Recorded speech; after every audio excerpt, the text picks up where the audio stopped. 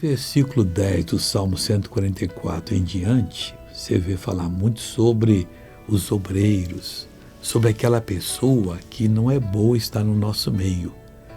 E ensina também como é que nós devemos orar.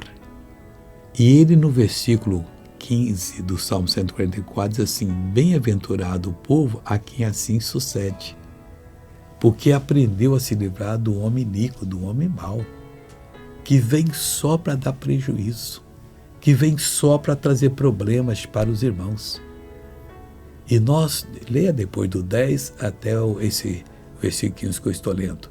Aí você vai dizer: Deus, obrigado. Porque bem-aventurado é o povo cujo Deus é o Senhor. Se Deus é o seu Senhor, aquele que dirige a sua vida, a quem você presta continências, obediências, você vai ser a pessoa abençoada.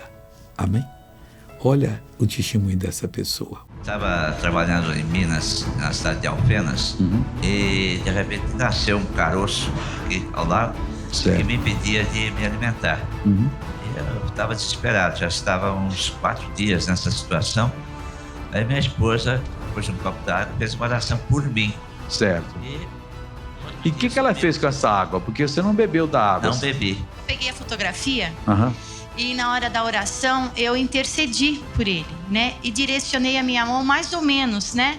E falei: Jesus, pro Senhor não tem fronteiras, né? Quando é que você sentiu que tinha sumido o negócio? Foi no mesmo dia da oração ou foi só no outro dia que você viu? Quando ela fez, eu já estava dormindo, né? E quando eu acordei, não tinha mais nada. Desaparecido, Jesus carregou? Depois que ela falou que tinha feito. Depois ela falou. Amém. Então palmas para Jesus. Obrigado, Senhor Jesus. Coisa linda. Agora eu quero orar com você. Pai, eu oro para o Senhor abençoar, ungir, preparar, edificar, em nome de Jesus. Muito obrigado, Deus, porque o Senhor cuida do teu povo. Obrigado e amém.